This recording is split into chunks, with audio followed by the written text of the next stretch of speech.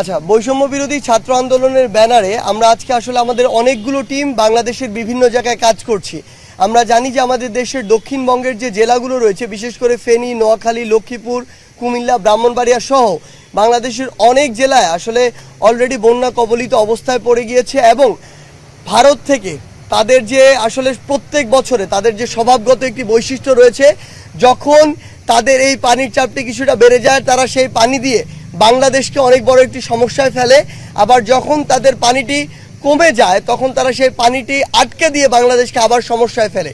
এই যে ভারতের একটি স্বভাবগত বৈশিষ্ট্য, সেই বৈশিষ্ট্যের একটি সবচেয়ে বাজে একটি প্রতিফলন আমরা এখন দেখতে পাচ্ছি। তারা তাদের সুবিধা মতো করে বাংলাদেশের কথা চিন্তা না করে তাদের যে গেটগুলো সেগুলো খুলে দিয়েছে এবং বাংলাদেশের দক্ষিণাঞ্চলের বেশ কিছু জেলা এত সংকটপূর্ণ একটি অবস্থায় পড়েছে, যেটি আসলে বাংলাদেশের জন্য এবং আমাদের সকলের জন্য অত্যন্ত কষ্টকর। আমরা দেখতে পাচ্ছি যে আমাদের ভাই বোনেরা তাদের বাড়ি থেকে শুরু করে তাদের যত গবাদি পশু ছিল কিংবা তাদের অন্যান্য যত সম্পদ, ফসল থেকে শুরু করে সব কিছু নষ্ট হয়ে আসলে জলে আসলে ভেসে যাচ্ছে সব কিছু। সেই জায়গা থেকে এমন একটি পরিস্থিতিতে আমাদের একটি টিম অলরেডি দক্ষিণাঞ্চলে রয়েছে, পাশাপাশি আমাদের আরেকটি টিম যারা টিএসসিতে আসলে ত্রাণ নিয়ে কাজ করছে।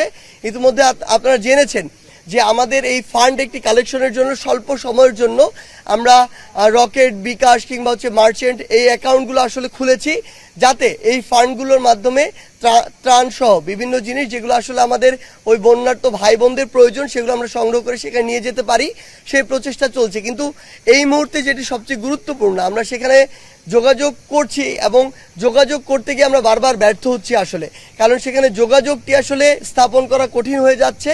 তারপরও আমরা যে তথ্যটি পাচ্ছি সবচেয়ে গুরুত্বপূর্ণ হচ্ছে সেখানে প্রত্যেকটি গ্রামে গ্রামে গিয়ে যে ভাই বোনেরা আসলে আটকা পড়েছেন বাড়িতে, তাদেরকে সেখান থেকে উদ্ধার করে আশ্রয় কেন্দ্রে রাখা। আমরা ইতিমধ্যে কিন্তু জানতে পেরেছি আশ্রয় কেন্দ্রগুলোর যে আমাদের নিচের তলাটি রয়েছে সেগুলোতে পানি অলরেডি প্রবেশ করেছে, অর্থাৎ 2 তলা বা 3 তলা বিশিষ্ট যে আশ্রয় কেন্দ্রগুলো রয়েছে সেগুলোর উপরে মানুষ আশ্রয় নিতে পারছে। সেই জায়গা থেকে আসলে তাদেরকে তাদের ওই ঘরগুলো থেকে আশ্রয় কেন্দ্র পর্যন্ত নিয়ে আসার যে বিষয়টি, এটি জরুরি ভিত্তিতে করা প্রয়োজন। এর জন্য আমরা একটি টিম আসলে আজকে স্বরাষ্ট্র উপদেষ্টার সাথে দেখা করতে গিয়েছিলাম সচিবালয়ে। সেই জায়গায় তিনি তার জায়গা থেকে বলেছেন যে হেলিকপ্টার থেকে শুরু করে সেনাবাহিনী, নৌবাহিনী, কোস্টগার্ডকে আমরা ইতিমধ্যে, ইভেন বিজিবিকেও আমরা ইতিমধ্যেই যতটুকু নির্দেশনা দেওয়ার আমরা দিয়ে দিয়েছি। ইভেন আমরা এটিও বলেছি যে জনগণের টাকায় যে হেলিকপ্টার কেনা হয়েছে সেই হেলিকপ্টার যদি জনগণের এমন সংকটময় একটি মুহূর্তে ব্যবহার না করা যায় তাহলে সেই হেলিকপ্টারগুলোর কোনো প্রয়োজনীয়তা নেই।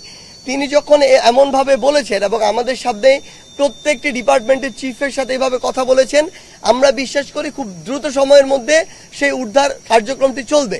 কিন্তু আমরা এটিও বিশ্বাস করি যে শুধু সরকার নয়, ব্যক্তিগত পর্যায় থেকে যে স্টেক হোল্ডারগুলো এই উদ্ধার কার্যক্রমে সহযোগিতা করতে পারবেন, বিভিন্ন ট্রলারের মালিক, বড় নৌকাগুলোর মালিক কিংবা অন্যান্য যেগুলো নৌযান রয়েছে, এগুলোর মালিক যারা রয়েছে ব্যক্তিগত বা প্রাইভেট পর্যায়ে, তারা যদি এই বিষয়টিতে সহযোগিতা করে, কারণ এক একটি জেলায় আসলে হাজার হাজার পাড়া রয়েছে, গ্রাম রয়েছে, এমন এতগুলো জেলায় একসাথে উদ্ধার কার্যক্রম পরিচালনা করা খুবই টাফ। সেই জায়গায় আমরা যত দেরি করব তাদের জন্য তত সমস্যার। এই জন্য আমরা আশা করছি আমাদের যেই জায়গা থেকে পারি আগে উদ্ধার কার্যক্রমটি করে তাদেরকে একটি নিরাপদ আশ্রয় নিয়ে আসাটা সবচেয়ে বেশি ইম্পর্টেন্ট। এরপরে আমাদের জায়গা থেকে ত্রাণ সহ যেভাবে আমরা সহযোগিতা করতে পারি সেটি আমাদের করতে হবে। আরেকটি বিষয় হলো, আজকেও আমরা আমাদের বরাবরের মতো আজকে আবারও ঢাকার অনেকগুলো হসপিটালে আমরা গিয়েছিলাম। সেই হসপিটালগুলোতে আমাদের যে ভাই বোনরা এখন আহত অবস্থায় ভর্তি রয়েছে সেগুলোতে আমরা আজকেও ফান্ড দিয়ে আসার ব্যবস্থা করেছি। সেই জায়গায় ফান্ডটি আমাদেরকে প্রোভাইড করেছে আসুন্নাহ ফাউন্ডেশন। তাদের এখানে আমাদের ভলান্টিয়ার রয়েছে, আমরা শুধু কানেক্ট করে দিয়েছি রোগীদের সাথে, তাদেরকে হসপিটালে নিয়ে এসেছি, তারা তাদের হাতে এই ফান্ডটি দিয়েছে। আমরা প্রায় শতাধিক আহত রোগীকে আজকে এই ফান্ডটি দিয়েছি, যেখানে ন্যূনতম 10,000 টাকা থেকে শুরু করে 1 লাখ টাকা পর্যন্ত ফান্ড দেওয়া হয়েছে। আমরা মনে করি আমাদের যে আহত ভাই বোনেরা রয়েছে, দেশের সময়ের সাথে সাথে নতুন নতুন সিচুয়েশন আসবে, কিন্তু আমাদের এই ভাইদের আসলে বিন্দুমাত্র সময়ের জন্য ভুলে যাওয়ার সুযোগ নেই। আসলে তারা হসপিটালে থাকবে, টাকার অভাবে তাদের কোনো একটি সুবিধা নিশ্চিত হবে না। এটি আসলে আমাদের দ্বারা কখনো করা উচিত হবে না এবং করা সম্ভব নয়। সেই জায়গা থেকে আমরা একটি টিম সবসময় এই দিকেও রয়েছি। আমরা বিশ্বাস করি যে দেশের এই একটি সংকটপূর্ণ, আসলে এটি একটি সময়। এই সময়ে যে যার জায়গা থেকে পারি আমরা আমাদের ধৈর্য ধরতে হবে। আসলে আমরা দেখছি বিভিন্ন জায়গায় বিভিন্ন মানুষ যখন ইচ্ছা তখন রাস্তায় নেমে পড়ছে, কিন্তু তারা একটু চিন্তা করছে না এইটুকু যে এটি আমার নামার উপযুক্ত সময় কিনা। সেই জায়গা থেকে আমরা মনে করি যে ধৈর্য ধরতে হবে, সময় দিতে হবে। সময়ের সাথে সাথে ধীরে ধীরে প্রত্যেকটি জায়গায় সংস্কারগুলো আসবে। এই জন্য আমি মানুষকে এটুকু অনুরোধ করবো, দেশের মানুষকে, যে আপনার বুঝতে হবে কোন জিনিসটিকে আমার কখন প্রায়োরিটি দিতে হবে।